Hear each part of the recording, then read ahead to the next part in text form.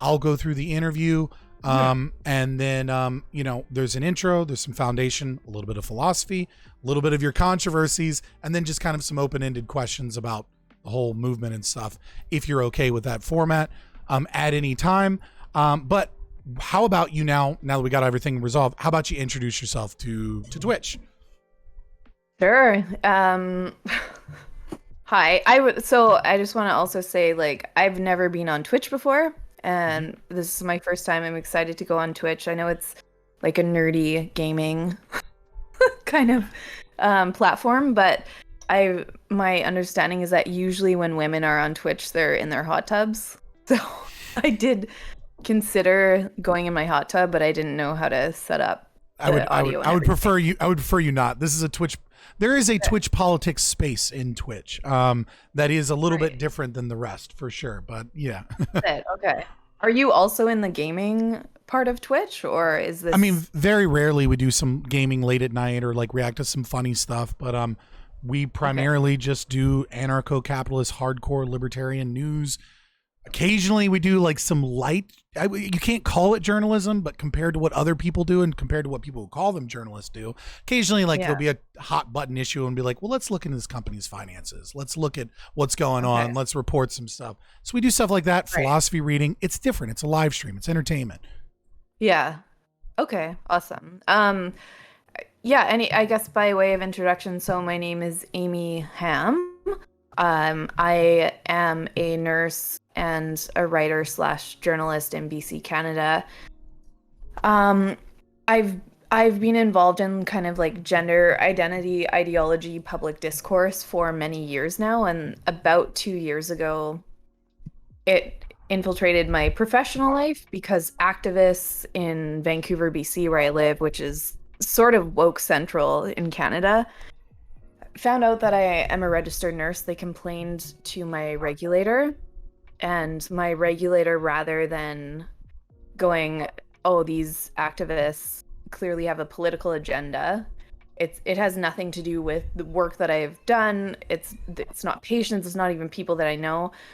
They decided to investigate me instead. So I was under investigation for almost a year, and eventually my regulator, which holds my nursing license so that I have a job, decided they wanted to reach an agreement with me. I refused to settle because it involved like a temporary suspension and publicly saying that I'm a transphobe, which I'm not. So I just said no. And at this point I'm now going into this fall a 7-day disciplinary hearing, and it's kind of like my nursing license is on the line. Yes. I could lose my job because I have, outside of work, written, tweeted. We can get more into that specific controversy a little bit later. Yeah. I want to kind of like introduce you a little bit, and stuff like that. You also the co-founder for, I see the acronym CAWSW, but it's Canadian Sex Space, right? Can you explain that a little bit? Yeah, CAWSBAR is Canadian Women's Sex-Based Rights. Mm-hmm. It is a nonpartisan coalition of women across Canada. We formed after Bill C-16 was passed in Canada, which was when it passed in 2017, and it added gender identity to both the Human Rights Code and the Criminal Code in Canada, making it illegal to discriminate against someone on the basis of their gender identity, which on the surface, it sounds great. Everybody hates discrimination. In practice, what it has done it has opened the door for self-ID policy in Canada. So our group of women across Canada, we're trying to either repeal this legislation, which is very unlikely, or just to ensure that our government and organizations and institutions in the country actually protect women's sex-based rights. So I'm one of the 10 women who co-founded this organization. Awesome. Yeah, and a little bit later we'll get into the issues with the Bill C-16 subsection 3.1 and the subsection 318.4 and 718.2. You know it very well. Not that well, but I mean, I try to know what I'm talking about if I'm going to talk to somebody, right? But backing up, right? You're a self-described TERF, right? for anyone that doesn't know, it's a trans exclusionary radical feminist, right? And many people have characterized it as third wave feminism before intersectional feminism, when feminism was still rooted somewhat in its Marxian kind of like basis, but second wave feminism. Oh, depending on the waves and how you define them, sure, we'll go with second wave, right? And then third wave of the intersectionality. But certainly the fourth wave now, that is gender ideology, et cetera. It's always been used as a pejorative, but I'm starting to see like a lot of people like claim it, like proudly claim, like, no, fuck you, I'm a TERF. Like, how do you define yourself as a TERF, and like what does that mean to you specifically, as opposed to the feminist movement that we see popularized and seen around today? I use it ironically. I think it's funny because it's been used towards me as a term of abuse so many times that's why I say. And I also, so the reason I call myself a wizarding TERF is J.K. Rowling, I presume. It is J.K. Rowling related, and there was someone on Twitter who, how on Twitter you can make a list of people that you follow and you put them into categories, and some trans rights activist made a list of wizarding TERFs and included me on that. And there are people on Twitter who will, in a passive aggressive manner, add you to their list just to try and insult you. Like you could make a list that was like fucking retards and add a bunch of people and you're just trying to insult them. So someone did that to me with wizarding TERF, and I was like, this is awesome. I love it. I'm definitely a wizarding TERF. Yeah, no, as a Twitch streamer, I've only been on Twitter for maybe 3 months now. Because I hate Twitter, but it was just like, well, we have to do this for branding and for interviews and things like that. But I'm very aware in a mostly politically left, I would say like Twitch politics is like 90% like Dem socks and communists, like open communists. All of the Twitter staff are communists too. Yeah. Self-identified communists. But yeah, so like what is claiming that, right? Kind of cheekily, but like, what is it that you disagree with, and why do you claim the title of feminist? I don't actually claim the title of feminist, to be honest. I have at one point I thought I was a radical feminist. I kind of go back and forth, and at this point I just sort of consider that I'm for women's liberation. But I found that the modern feminist movement, of course, like the third or fourth wave, depending on how you define it, is completely insane. It's all postmodernism, cultural relativism, gender identity ideology. Like, I have nothing to do with that. I hate it. But the second wave feminists, who still, sometimes they're called gender critical feminists, I work with a lot of these women. I agree with most of what they do, but in general, there's still sort of this identity politics aspect and the kind of groupthink. So for that reason, I don't even necessarily think I'm a feminist. I just think I'm pro women's liberation, and I'm anti postmodernism, anti-gender identity ideology, and anti-identity politics in general.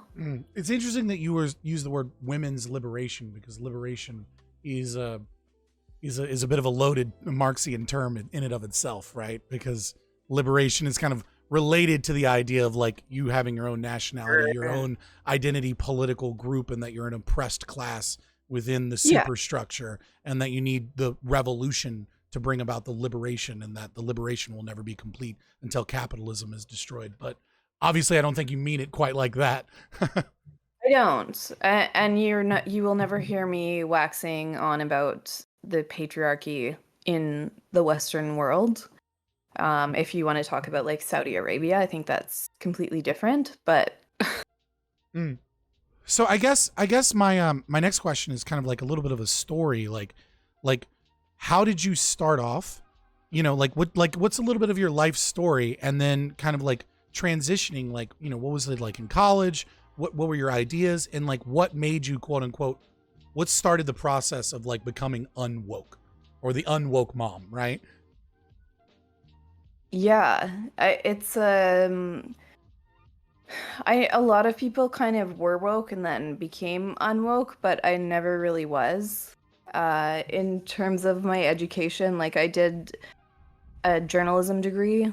I finished that in 2008. So that's an arts degree at a time when universities were not ideologically captured in the way that they are now. So I would still, although if you're doing a journalism degree, it's highly skills based, but you still take electives in like poli-sci and history and whatnot. But it was still an atmosphere in the university where you were allowed to actually have debates and you were allowed to look at ideas from various lenses. Whereas now I think if you're taking an arts degree, it's like you have to just use critical theory and like that's it. You're not allowed to do anything else. Everyone is told that they basically have to be like a Marxist postmodernist.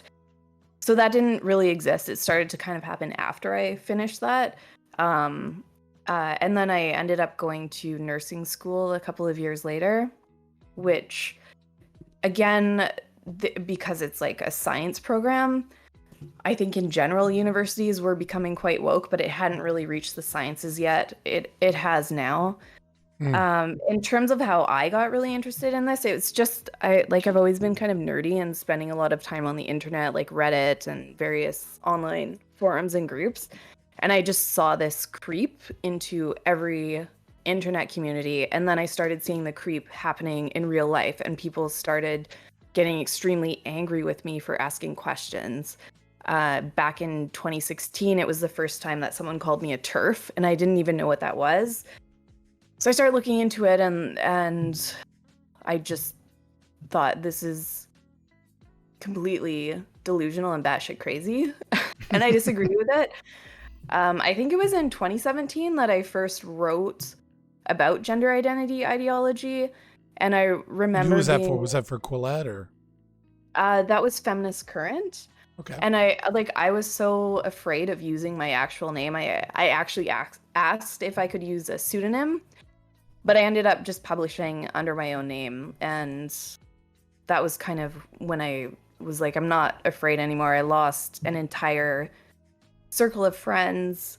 And that really started it. After doing that, I became involved in this organization. It doesn't exist anymore, but it was called GIDYVR in Vancouver. We started holding events to discuss gender identity ideology. Every time we had an event, we had protesters like making death threats and staging protests that were just like abusive and completely batshit crazy. At one point, we had to hire lawyers to sue the Vancouver Public Library because they tried to deplatform us with an enormous security bill. It's just grown from there. And so what was that like? What was that moment though? Right? Like, cause you're in college, you're in a journalism degree. You graduate, you're like, I kind of like journalism. I'm nerdy, but I want to get into nursing. But like you're saying, like, is it just like the typical online engagement where you're just like, hey, I'm a woman. I like some of the afforded protections by the Constitution in Canada. And like, was there like you saying it wasn't like a tipping point. It wasn't like a personal thing that happened in your life, but it was like a consistent calling to investigate more and to like be more involved. And as you got more down the rabbit hole, the more the attacks come and the more crazy the opposition looks to you. For sure. And I think that it large, like this started in academia and it started online and then it crept into the real world. So I think a lot of people were sort of like the canary in the coal mine and they were noticing it and were worried that this is something that would have a huge impact in the real world. And now it has. Now it's like infected every institution in Canada. So I think it was just like slightly before it became mainstream to notice how crazy this woke shit is. I was just concerned about it and I'm stubborn. So I would argue with people about it and like get in shit for having the wrong opinions. So this is a question we ask kind of like to every VIP interview that we do. It's we ask this. Wow. Well, I mean, like, you know, not another Twitch streamer that like in the same space, but like somebody that's doing something else out. You know, the people that touch grass, boys. She touches grass. Yeah. So my question is like, where do you believe rights come from? Like, because you're talking a lot about women's rights as opposed to the rights that are, you know, presumably being pushed by trans activist lobby mostly, you know, and intersectional feminism and things of that nature and gender ideology, whatever. But like, where does your philosophy ground your opinion that rights come from? I mean, well, even with CAWSBAR, we are big shills for the Canadian Charter of Rights and Freedoms. I have a copy, like, literally right here. on my wall, It's not a very large document, actually. The amendments are all in other bills, right? It's not like other countries where the amendments are like, you have to go look up the other bill to find the amendment to the charter because the charter doesn't change despite it being amended. It's super stupid. Yeah. So, you know, what I want to preserve are women's sex-based rights. I do believe that women globally and historically have been discriminated against on the basis of their biological sex. And when you, as we've seen in Canada and many other countries, when you introduce gender identity, what it does is it causes a rights clash, and it essentially erases sex-based rights. If you don't, because, you know, there are lots of other legal areas where you have rights clashes as well. Like religious rights clash with all kinds of other rights. But what seems to be different now is that women's rights are clashing with gender identity rights. And if you even dare to say that there's a rights clash going on, you're just immediately called transphobic, you're called a bigot, you're called hateful, and people try to shut you down. And there are very real consequences that women are facing because... Welcome to no longer being at the top of the hierarchy of victimhood. Were women at the top of the hierarchy of victimhood? I would say, like, during the modern, you know, like second wave feminist movement, right? Like you would have been like, we're the oppressed class, we're the ones that deserve our rights, and then, you know, gay men and women have kind of like gotten most of those rights, and now it's like, okay, well, we need the new victim. Hey, your rights don't matter anymore because we're moving on. At least, you know, it's kind of how I see it. But in terms of like where I would say rights come from, right? As a libertarian, as an anarcho-capitalist, I would say that we have the right of self-ownership, of self-agency. Yeah.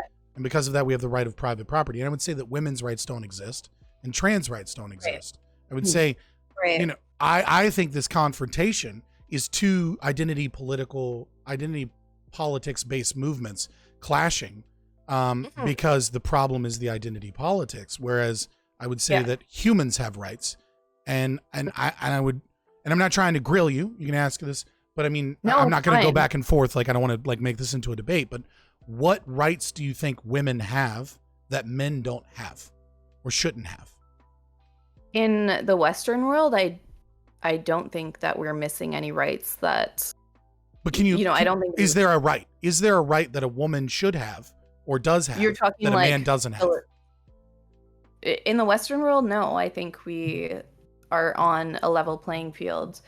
However, and also it's funny because it sort of harkens back to when I'm saying, you know, I don't consider myself a feminist because I bristle at the way that it's identity politics. It's just sort of a different type of identity politics.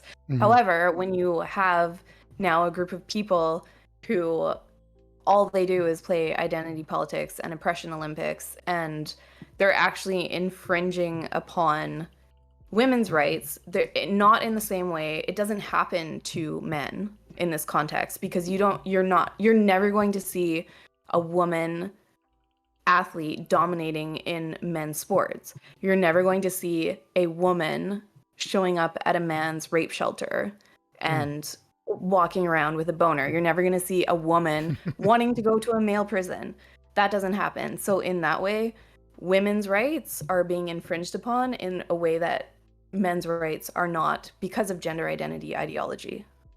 Yeah, so you're talking specifically, I guess, about the safety and security afforded presumably, because I'm an anarchist, but presumably by the state, and that, and we can get into Bill C-16 here, like now, if you want, because of the rewording of those sections of the bill, specifically subsection 318.4 of the Criminal Code, advocating genocide, I think has a lot of issues.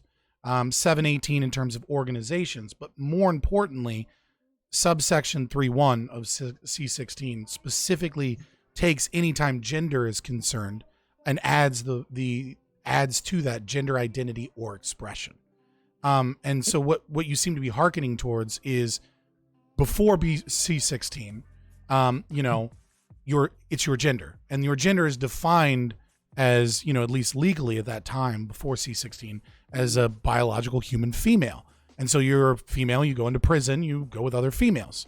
But now that a gender identity or expression is you can't discriminate based off of those things, and neither can the state.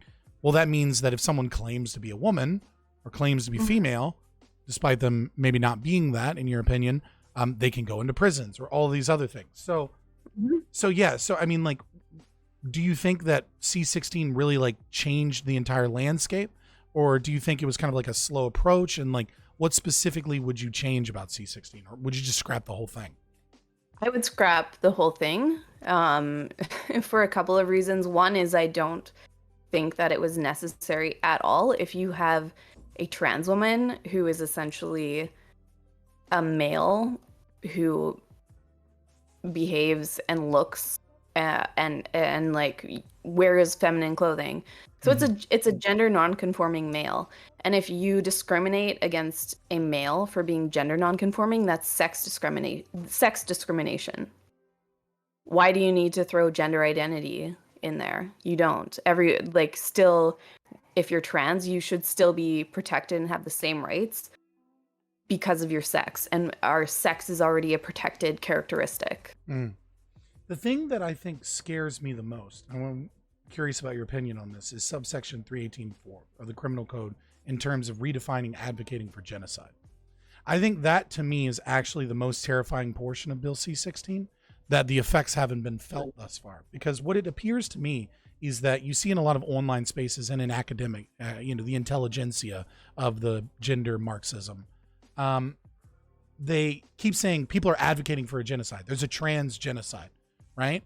And so with gender identity or expression being added as a protected class under advocating for genocide, what it appears to me is that C-16 is a poison pill, not just for the things we're already seeing, but in the future for any advocating of policy. Let's say, for example, denying GRNH antigen therapy to children. It seems like what we're doing is creating precedent to say, if I advocate against that, then what you're actually advocating for is a genocide of trans people with high suicidality by denying them their medication. And now all of a sudden, like, we're opening the door in terms of what is and isn't genocide. How do you react to that? We're already seeing the ramifications of this. Bill C-6 was passed. It was the ban on conversion therapy bill, which, again, like, all of these bills sound great to most people who aren't intimately familiar with what these bills are doing. So it's the same as, like, you don't want to discriminate against people because of their gender identity. Sounds amazing, but there's nuance there. So with the ban on conversion therapy, you think, of course, I wouldn't want homosexual people to be sent to a gay conversion camp. That's awful. It's not something that we do anymore. So it's like, not only was that not an issue, but it's basically a way to slip in a ban on conversion therapy for trans-identified kids. So now if you're a healthcare professional working in Canada, if you had any age, if, some kids can talk when they're 2. If you had a 2-year-old, a 3-year-old come up to you and say, it's a boy, and they're saying, I am a girl, it is now illegal for a healthcare professional to do anything other than affirm that. If you try to explore why they feel that way or suggest a wait and see approach, that is considered conversion therapy in Canada. You can't do that anymore. So I think anything other than, so you're saying that Bill C6 basically makes anything that isn't gender affirmation. Oh my gosh, gender affirming care is considered conversion therapy. It's considered conversion therapy. It's illegal. It's being added to the criminal code of Canada. So theoretically, any healthcare practitioner who didn't immediately affirm someone's stated gender could face prison time.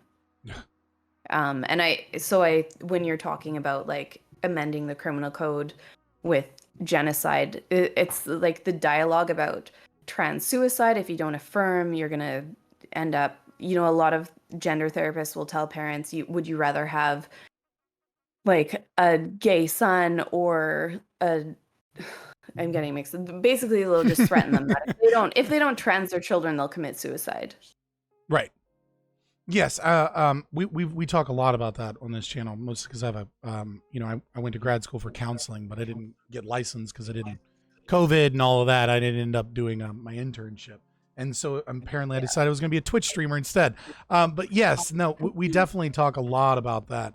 And I would love to revisit this a little bit more when we get a little bit later. But before we do all that, so that the audience kind of knows a little bit more about you, you've been involved in a couple of controversies, for sure. And like, I'd love to like explore those in many ways. I think our audience will probably see it more as a celebration, than anything else. But I think, going through them, maybe I'm missing some, but I think the first one would be the billboard. Could you tell my audience about the billboard? Yeah, I can. So, an old friend and I it was his idea. He's like, what about, so I should start with J.K. Rowling. J.K. Rowling had sort of a long history online of doing very slightly turfy things, and there would be an uproar every time she did something, but no one really knew for sure that she was a quote unquote turf. And then she one day just came out full blown turf, was like, I'm opposed. She, she tweeted like, dress however you please, love whoever you want. She did like a big long Twitlonger post that went like super viral. But it was like, your men aren't women, essentially. So she confirmed what people had suspected for quite some time. Huge uproar. She got so many rape threats, death threats from trans activists. So it was in the context of this that a friend and I wanted to put up just I Heart J.K. Rowling in Vancouver. So we put up this billboard. Vancouver has a lot of trans activists. They completely lost their minds. It was up for less than 24 hours, I think it was. And on the first night, overnight, people came with blue, pink, and white paint, like the colors of the trans flag, and tried to throw it at the billboard. I think they managed to get like blue and white, but all the pink paint or something dropped on the ground. Like they couldn't throw far enough. But anyways, it was vandalized. Sounds like the erasure. Sounds to me like the erasure of male to female trans people, and that those people deeply need to be targeted because they're only respecting female to male, and they're not respecting the non-binary and queer community. And we should go after them for that. How dare they? By missing the pink paint. Why didn't I think of calling them out on this at the time? But so there was like a Vancouver city councillor who called it hate speech, and the company that it was Jim Pattison, they removed the billboards, I think less than a day later. My friend and I put out a statement saying, J.K. Rowling isn't transphobic, we're not transphobic. It had no impact. So then it was gone. And that was actually what prompted trans activists in Vancouver to write letters to my nursing college and say that I wouldn't be safe to work as a nurse.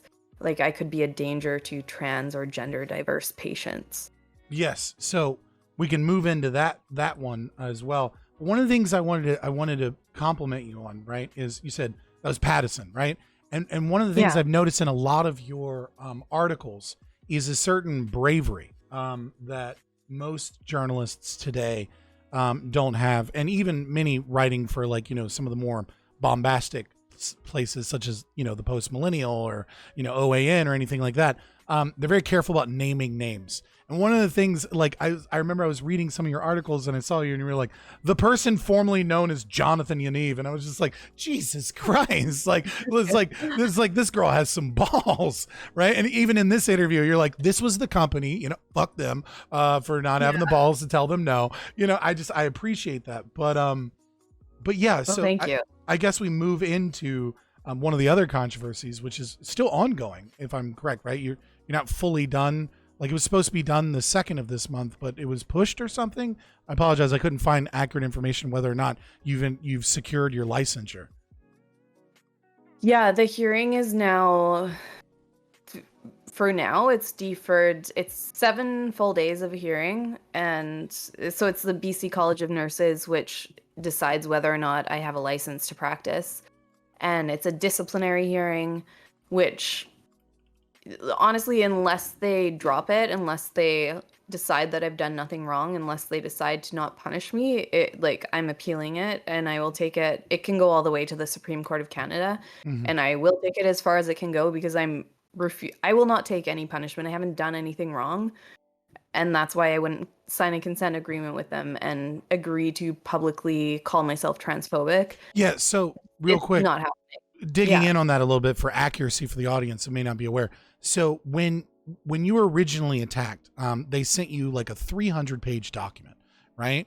And a lot of this was mostly your social media posts and things like that, trying to prove that you were transphobic, etc. But they wanted to settle because I think, presumably because they probably didn't have a good case and you were fighting back.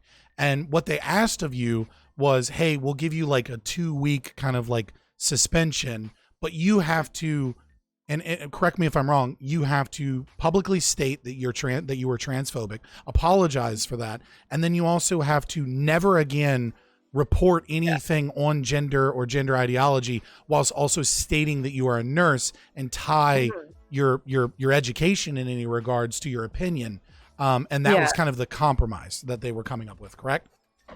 Yeah, and in terms of the last item, I've never even done that to begin with. I know some of my writer bios will say either that I work as a nurse or have a nursing degree, but I've never ever said, because I'm a nurse, this is what I think. Right. And being a nurse has nothing to do with the fact that I feel this way about identity politics.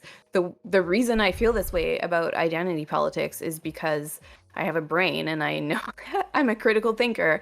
And you don't need to have the knowledge of a nurse or a doctor or something to know that this is delusional, anti-science, faith-based bullshit. So it's like, fine. I don't care if they want to say you're never allowed to connect this to being a nurse. I've never even done that in the first place. But the thought of publicly saying I'm transphobic, that's just not going to happen because I'm not.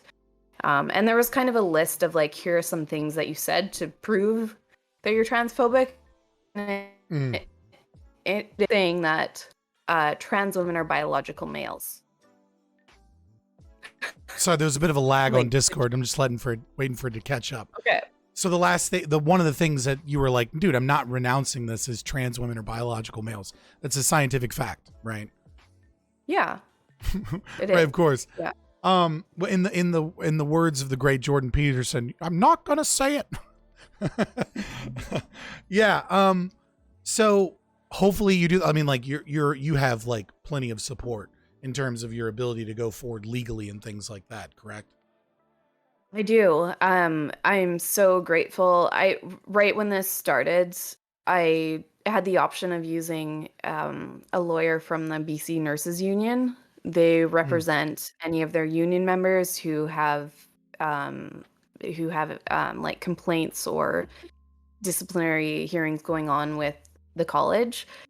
But I strongly suspected that they would be ideologically captured in the same way that the college was. And I later found out that that was absolutely true because, this was an article that I wrote for the Post Millennial. They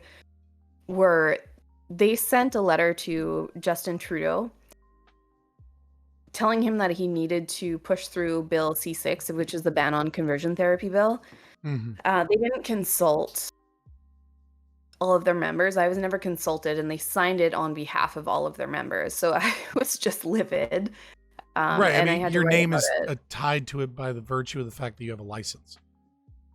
Mm-hmm. That's required by the state.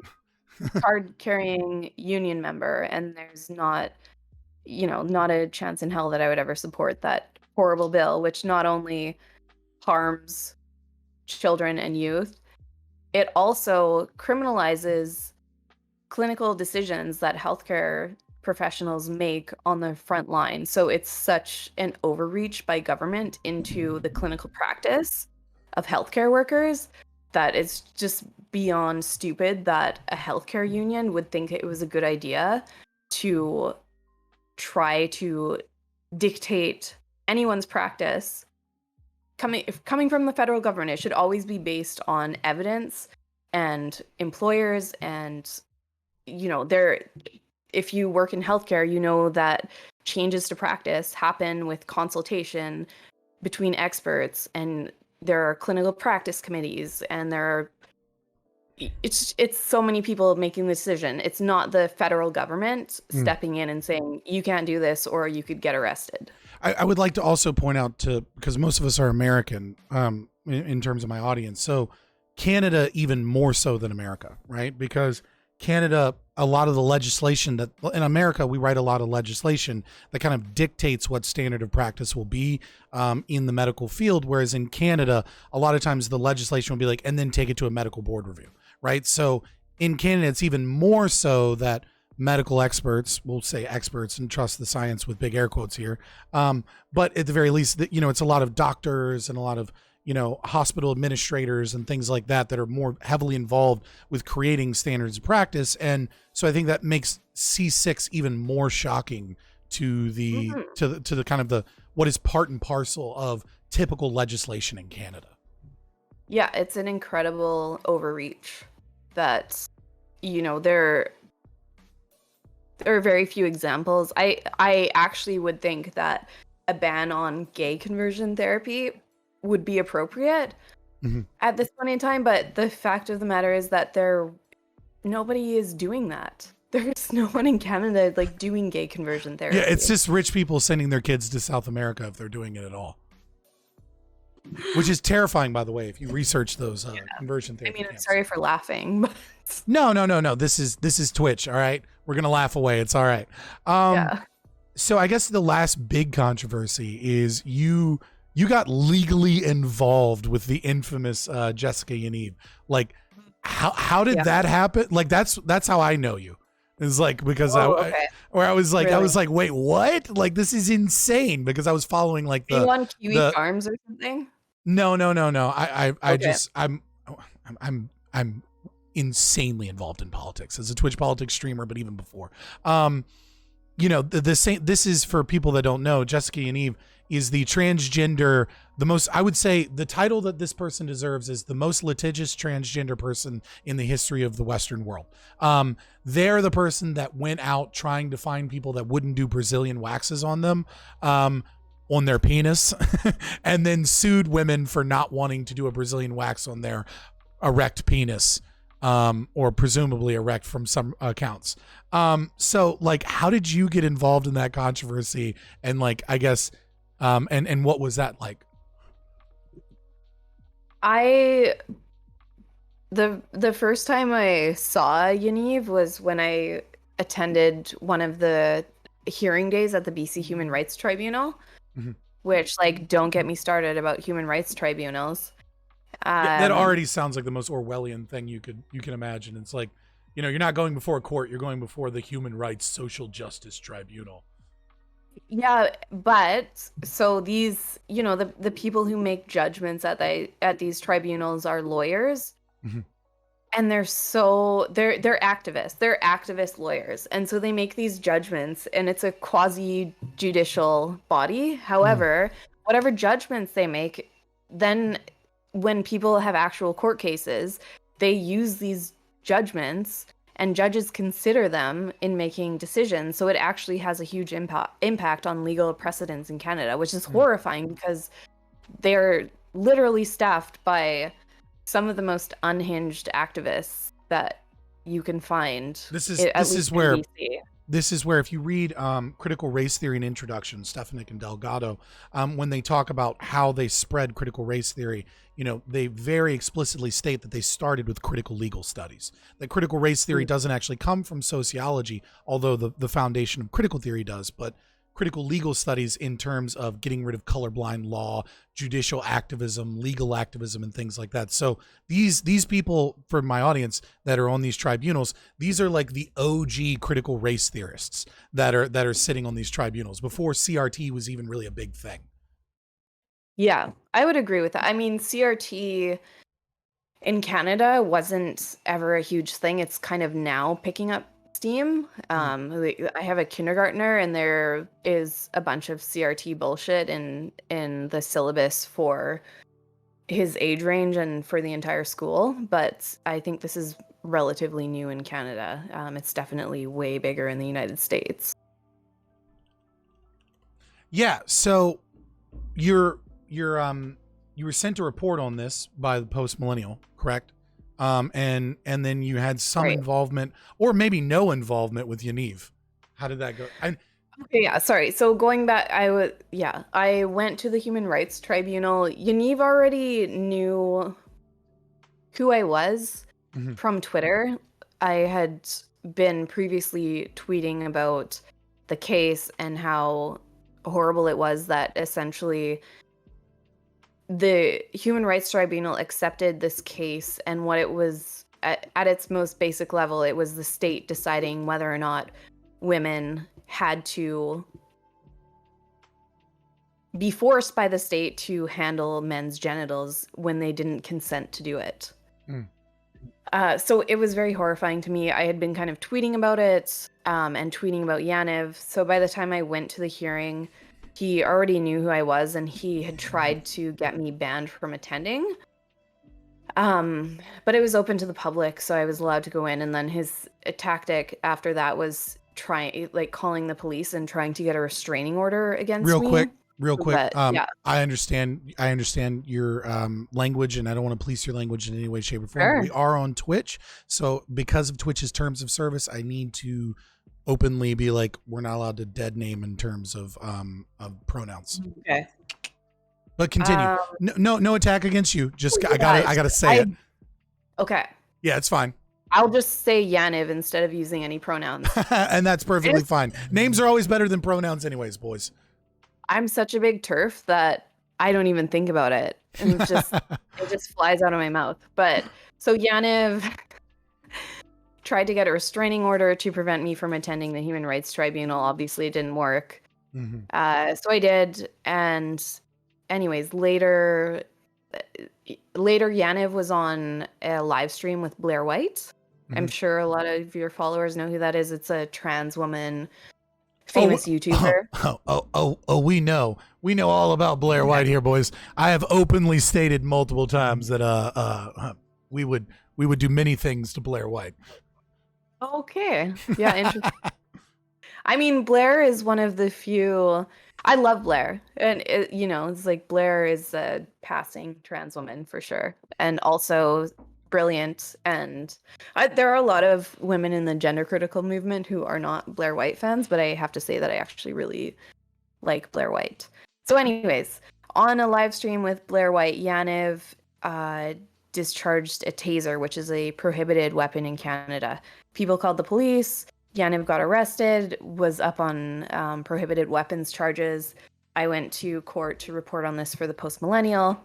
There was a recess in the court, and I had to go to the bathroom. There were some other people there, and I said, I have to go to the bathroom. Yaniv didn't go into the washroom, right? He said, no, it's fine. Go ahead. So I walk into the washroom, and of course, Yaniv is actually in the washroom, standing by the mirrors. I look up, we make eye contact, and then I back up and immediately leave. And after that happened, I was approached by sheriffs in the courthouse. And I gave them my phone. I know, I don't have to give them my phone. I don't have to show them my camera roll, but I know that Yaniv is litigious. I know the kind of shenanigans this person gets up to. So I'm like, just look at my camera roll. I didn't take any pictures of this person. while Yaniv is yelling and screaming at me, standing behind them about like calling the police and whatnot. Mm-hmm. So anyways, I showed the sheriffs my phone. I thought it was all over.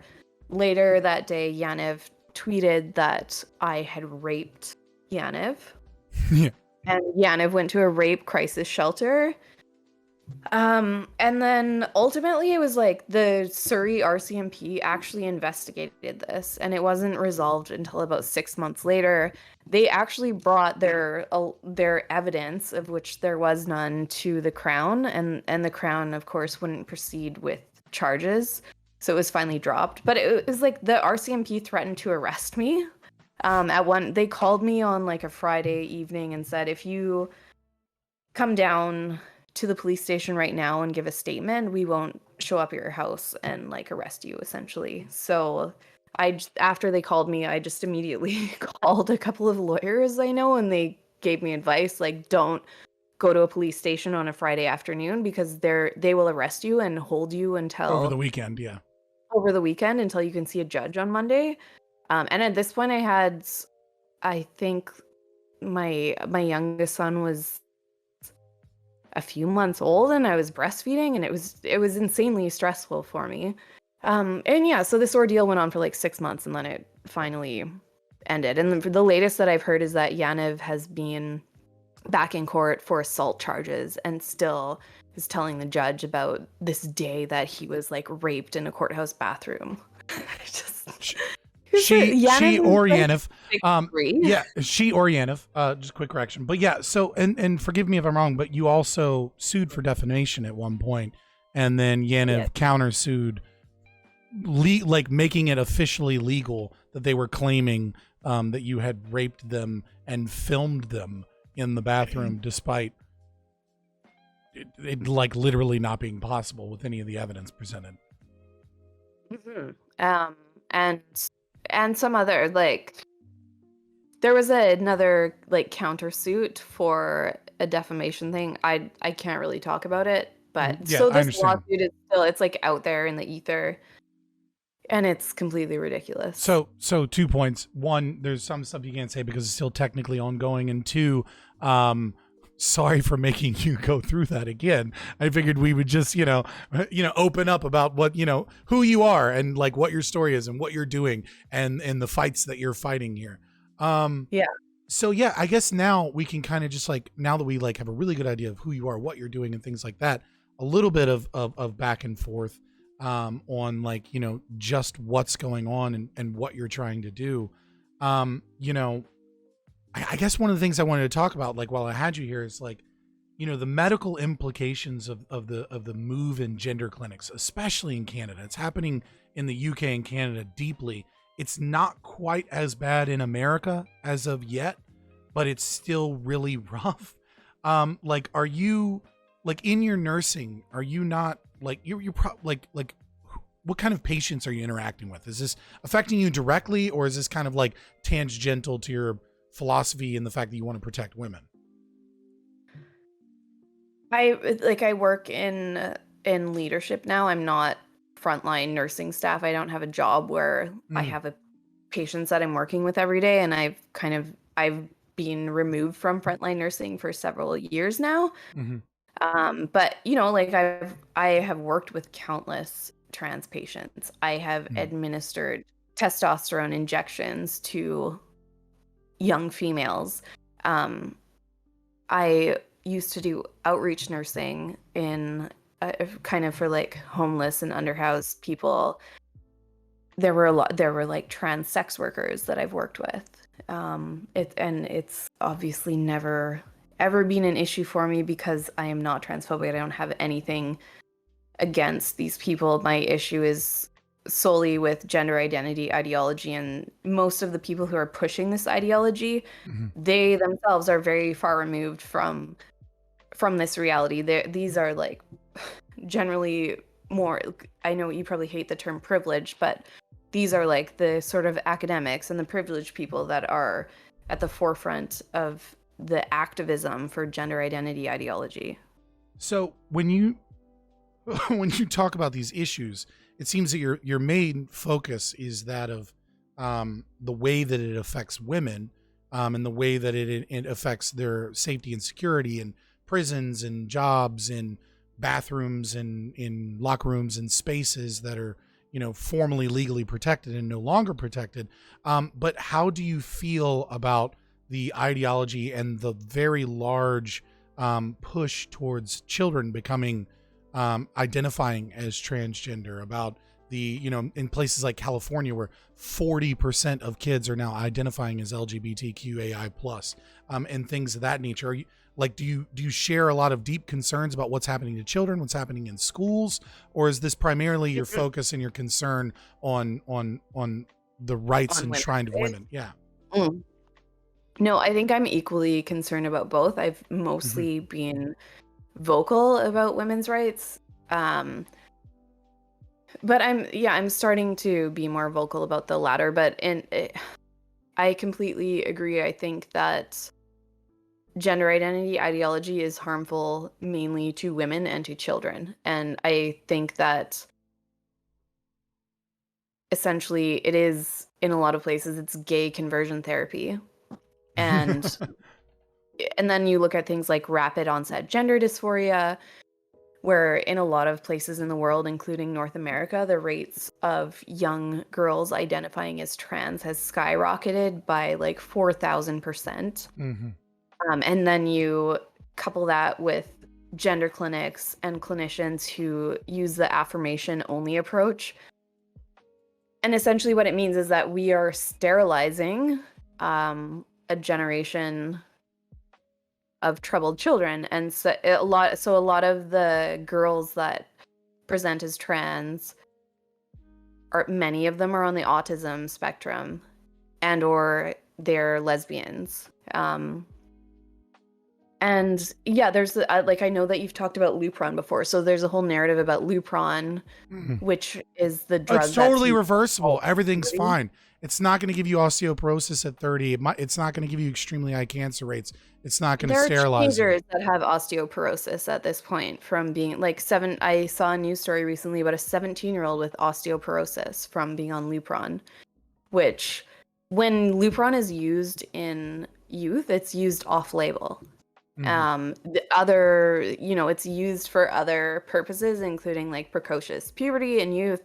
It has also been used in the past and currently to medically chemically castrate sex offenders. Yes. And it's also been used for, I believe, recovery from steroid abuse in people that have used heavy amounts of steroids. Sometimes Lupron can be a good way to aid in their recovery as they kind of wean off of and get off of and recover from steroid abuse. Yeah, it has a lot of medical uses in terms of halting puberty, because you think that you're hitting pause on a biological process that probably, it's like there's a limited window when you can go through this, and we don't fully understand the impacts of what it does to children when you stop their puberty. Like even the Jazz Jennings, who was on Lupron and then cross-sex hormones and had the bottom surgery to create a vagina. They had to take tissue from his bowels because he still had like a baby-sized penis. And that would be Lupron.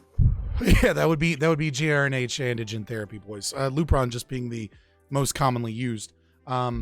Yeah. So, in terms of, we do a lot of talking about the philosophy of this thing and, and where this is going. It's such a large topic. There's so much to talk about in terms of like where this is coming from and stuff. But I do think it's interesting your take being so focused on sex-based rights, which again, we stated not something we necessarily agree with, but we agree with, the idea of human rights, and women obviously deserve those human rights. But like, normally it's kind of a meme question, but I think it's something maybe you can add more to. But the gender bathroom kind of situation, right? Like I imagine that's a pretty big issue for you. And I guess I'd like to hear your thoughts and opinions on that. Whereas like with most people, when we talk about it, it's like, it's kind of the meme political thing that everyone is like, oh, that's not the big issue. But like, I mean, I would assume you're probably pretty passionate about that. To me, I don't think it's a huge issue, and I think, if there's a trans woman who passes and is using the women's washroom, I wouldn't even know about it. Maybe it has happened. Who knows? I think it's quite rare that trans women can actually pass. But if they do and they're in the women's washroom, I could care less, honestly. Like, how would I know, and how would it be possible to police that? But generally, yeah, I think that you should have sex segregated washrooms and offer a third space solution where people who don't pass or don't feel comfortable in either can use that space. I really disagree with municipalities, including the city of New West, where I live. They now have policy to make if they renovate any public building, it only has universal bathrooms. There's no men's washroom, no women's washroom. Our largest park in the city, they renovated the bathrooms there, and it's universal, including the family change rooms. And when I've gone there, I've seen like immigrant women that are holding up blankets and changing their children out in the park rather than going into the shared space where that's rough. Men are also in there. So I even went through my city's, when they did a lot of consultations before they made this change. So I remember reading through their consultation document, and at one point they said, if you're doing universal bathrooms and if there's safety concerns, so here's what you do. You don't have the stall going all the way to the floor so that you can have staff regularly going through and just like looking underneath that feed and making sure that everything is kind of kosher. And then later in the same consultation report, it says, there's a privacy concern. So what you can do is have floor to ceiling walls so that nobody has privacy concerns about voyeurism. Oh God, the dialectic is such an important thing for, I think, people in this fight to understand. It's one of my biggest gripes with this is that the conversation seems to be dominated by right wingers that have no idea what's going on, that just realize that there's bad things happening, and left wingers that also have no idea what's going on, or they do understand what's going on and they lie about it. But I appreciate your answer here, I think, because there's such a mythology around the reaction to trans activism and legislation that like they're obsessed with the bathrooms and that they're obsessed with these things and they're very unreasonable about their takes. But even someone such as yourself that primarily focuses on sex-based rights and about those women's spaces, it's a pretty reasonable answer. It's like, dude, just give a third bathroom and segregate it like it's always been. Like, you know what I mean? Like, I wouldn't personally have any issue, with someone that passes and things like that, but there are issues and concerns, and I can see people changing their behavior because of this, and it's upsetting. It doesn't seem that unreasonable. I would say just privatize them all, but that's me. But I guess now, oh my God, I had a question in my head and it slipped away. And I wanted to do like one final question before we slipped into the Q&A portion. But it's gone. So I appreciate you being here. It's nice to meet you.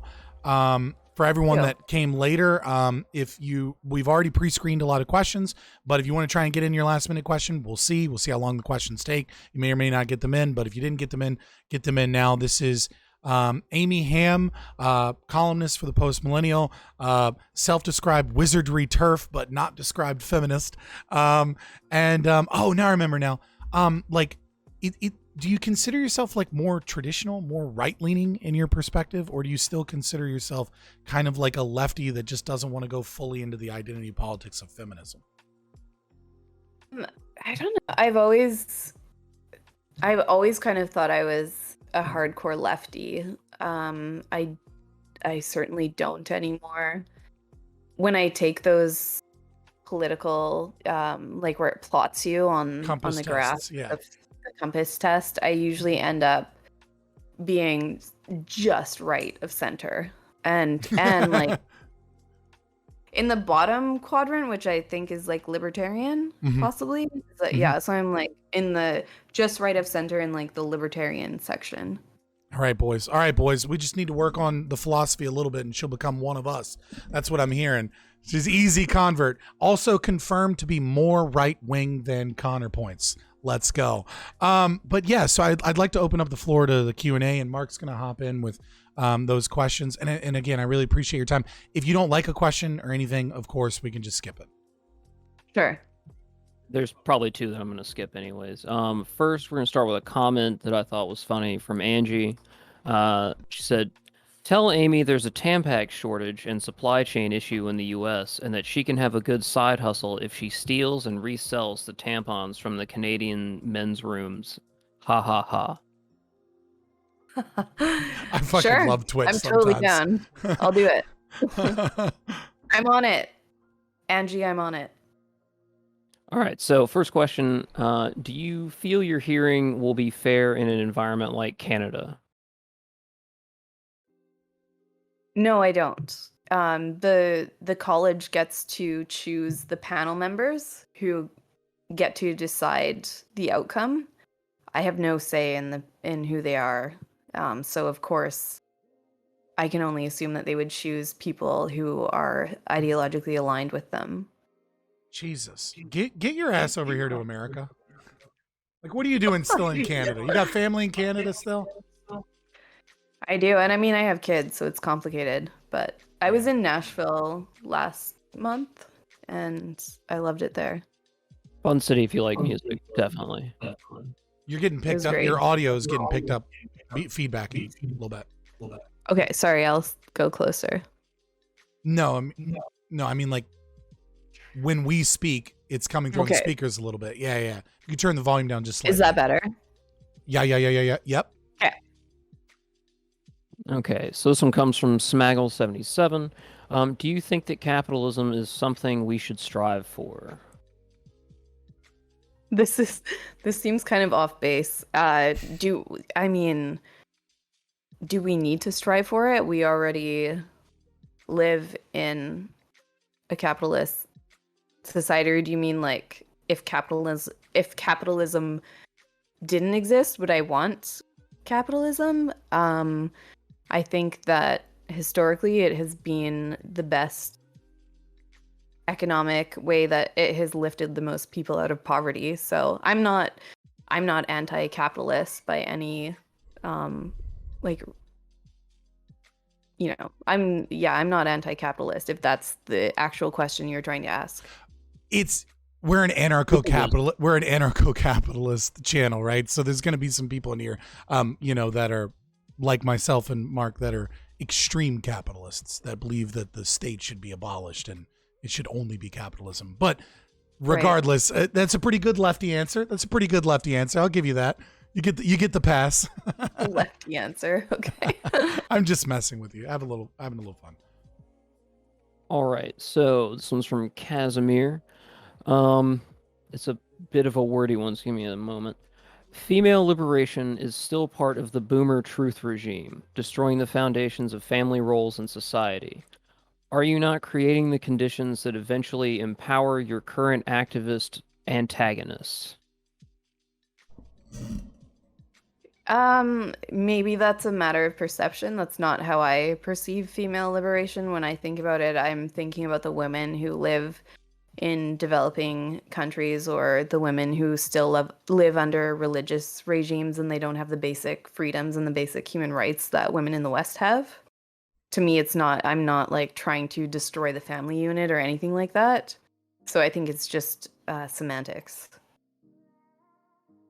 Fair enough. All right, I think that's a good answer. This one, the least trolly question from Andy.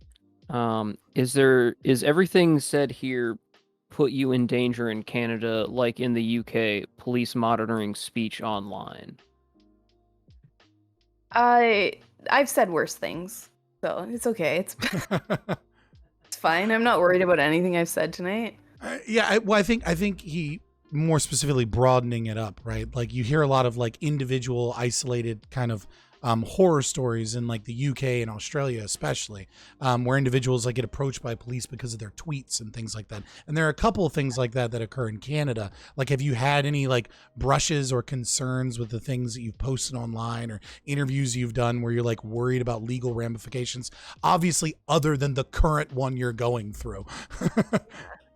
Well, I mean, the fact that I was investigated by police for voyeurism/rape when it was clearly bogus. I think the only reason that they did that investigation was because the person who filed the complaint is trans and they're too afraid to ignore a complaint from what is considered currently to be the most oppressed group. Yeah, that's always a concern, but that's the only time that I've encountered the police being hostile towards me. All right. Did you read that D-Trans thread by Tulip R on Twitter? If so, I did. what would Oh yeah, I did. thoughts then?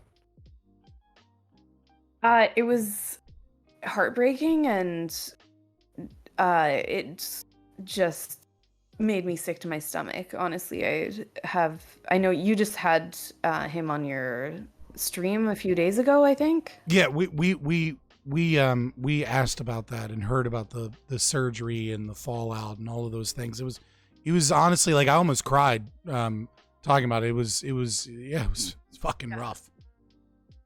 Absolutely horrifying. And then equally as horrifying was seeing the amount of people who are willing to dismiss that as, well, this is an outlier. Like, the surgical outcome was an outlier, and the fact that this person detransitioned, well, he's also an outlier. And I think that's bullshit, and we're now seeing the start of an enormous wave of detransitioners and people speaking out about the ways that they have been harmed by the medical system, either with drugs or surgeries. Yeah, I think the two biggest things here to counteract those arguments is, number one, a little over a third of people that go get vaginoplasty lose sensation. So even if they don't have the nightmare outlier surgery that occurred with Richie, they losing sensation in your sex organs is not a fucking small thing, right? That is not like a. This is an issue with childhood transition too, where you have clinicians saying that children and youth are able to give informed consent to procedures that will compromise both their fertility and their sexual function and the ability to experience orgasm. And they don't, these are things that they've never thought about. They're experienced. Virgins. How can a virgin give informed consent about orgasms? That? You can't. You can't. It's just ridiculous. And it blows my mind. I'm like, what kind of surgeon wants to whatever. I can't say too much because that like talking about this too much is something that will probably get me in shit. Yeah. We don't want to get you in trouble, but you can choose to affirm, deny, or say nothing. When I also say that much of the relevant research that's occurring shows that trans suicidality obviously drops initially. But that's what happens when you take someone with OCD, ADHD, autism, and trauma and other things and tell them that they are transgender, and then give them something to look forward to, and then, of course, make them ugly by transing them, because that's just how society treats ugly people in general. And then, right? And then as they pass, they get a little bit better. The suicidality goes down. And then what we're seeing is, roughly... I think it's 6 to 7 years for female to male, and roughly 7 to 8 years for male to female is when a lot of those suicidality goes right back up to the original levels, as well as detrans starts to occur heavily. And we do not have any long-term research on this new, much larger wave of individuals that have begun to identify in the last 5 to 10 years. We're just now starting to get it. And this idea that detransing is this very, very small minority is something that I think the research will likely bore out to be false in the next few years as this Absolutely. large group of people that went through gender affirming care that never got their 12 or 20 sessions of psychotherapy go through that. Yeah. So I'll give that answer since, you're currently waiting to see whether or not you can be a nurse. I did write about this study on trans youth and suicide rates a few months ago. Mhm. I'm trying to remember all of the nuances, but essentially it was that trans youth, and it's not talking about pre and post transition, it's just talking about trans youth in general and their suicide rate, and it was higher than the general population. This is in the United Kingdom. It is higher than the general population of youth. However, when they do these studies, they are not they're not separating Comorbidities, youth yeah. who have mental health issues Mhm. from youth who are trans. So Yeah, it's we don't know if pseudoscience. that- It's yeah, garbage. like we don't know if that higher suicide rate is because of mental health issues or because of the fact that they're trans. I mean, I would presume that there would probably be some higher rate, considering what is the difference between a depressed, someone with generalized anxiety disorder and autism is probably going to have a higher suicidality than the general population. But I would presume if they're also trans and they have that kind of home environment and they're changing their gender and they're getting bullied in school, that probably adds something to it. But you're correct and 100% correct in saying that, it's not fair to compare the general population to a population that has heavy amounts of mental health issues and comorbidities. Mm-hmm. I understand your quietness. We'll move on. Well, this one might not be any easier for you to answer. What do you think is the best step to taking away the shockingly high amount of power that trans rights activists wield on all levels of society? I don't think I have an answer to that question. I actually feel kind of pessimistic about whether or not we can do that. And obviously that's why I'm so stubborn and I keep fighting. But even having been involved in this for years and years, there's still so much fear for people to stand up against these people. I don't know. But you are standing, and that I think that says more about anything. If you're a little bit nihilistic about the outcome, but you're standing nevertheless, I think that says something about your bravery in that situation. Or maybe I'm just dumb. maybe. The two often overlap. Thanks. I mean, technically they do, but technically high risk behavior and low IQ do correlate, but I don't think that's what we have going on here. No, I'm pretty confident that's not what's happening here. I do have two other questions, but it's fine. I can answer 2 more questions before I head out. All right, fine. She can skip them. It's okay. Yeah. If you think it's a stupid question, please just say skip. All right. I've seen feminists attack things like boobs in anime, which real women pose to prove they're real. Do they hate real women, and do you think feminism can be saved at all? You're on Twitch. Welcome to Twitch. All right, Twitch boys got their waifus. I don't know what to tell you. Yeah. Oh my god, the waifus. Okay, I'm like personally, I make fun of the men who talk about waifus and think anime ladies with enormous boobs are hot. I think it's hilarious. Based. I've never been super offended by it. The only anime gross stuff I've been offended by is people who animate child porn. Yeah, lolly. You do whatever you want aside from that. All right, fair enough. And then the last one, this same person asked this. And thoughts on abortion? Oh god. It's nice and broad and vague. There's the most all loaded question ever. Yeah. It's the final one though. You got to go for it. Just swing. If you miss, you miss. Ultimately, I am pro-life, but it's I don't know if this person is Canadian. So Canada doesn't actually have any abortion laws. There are no legal restrictions on abortion. It's all up to practitioners to decide what they're doing, what's appropriate. I'm pro-life. I think women should have access to safe abortions, but I'm not opposed to having a discussion about what appropriate limits on abortion might be. And I know a lot of feminists think that any discussion about appropriate limits is completely bullshit, off the table. Like, you hate women if you want to discuss this. Women should be able to have unlimited access at any point for any reason, yada yada. I don't feel that strongly in my pro-choice position. And yeah, I've caught a lot of flack because I have addressed this on Twitter a few times, and anytime I wade into this debate, I will like drop hundreds of followers within like an hour because I massively piss people off.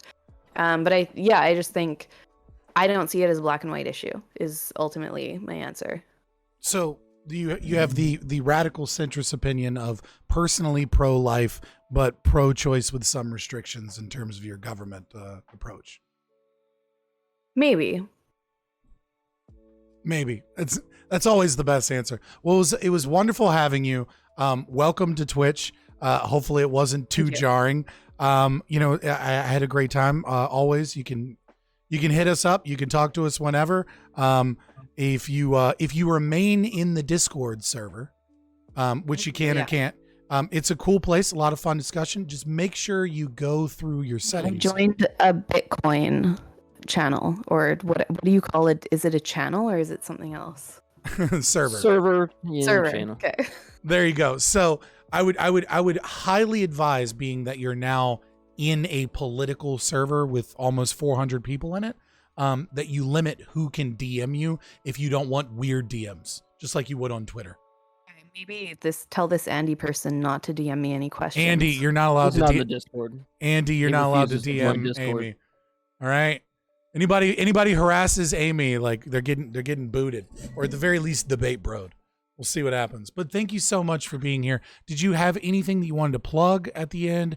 Any place you wanted people to go? Anything like that? Speak now. Just check out CAWSBAR on Twitter. Our handle is CAWSBAR, and the website is cawsbar.ca. Check us out. All right. Well, it's a pleasure having you. We will continue with our live stream, and like I said, I'll post the YouTube and at you on Twitter or whatever once, like in a couple days, whenever it's up on YouTube. Awesome. Thank you for having me. No, it was a pleasure. It was fun. Bye. You just watched a clip from our Twitch channel, Fabian Liberty. If you like content like this, please like and subscribe here on YouTube, or go ahead and give us a follow on twitch.tv/Fabian Liberty.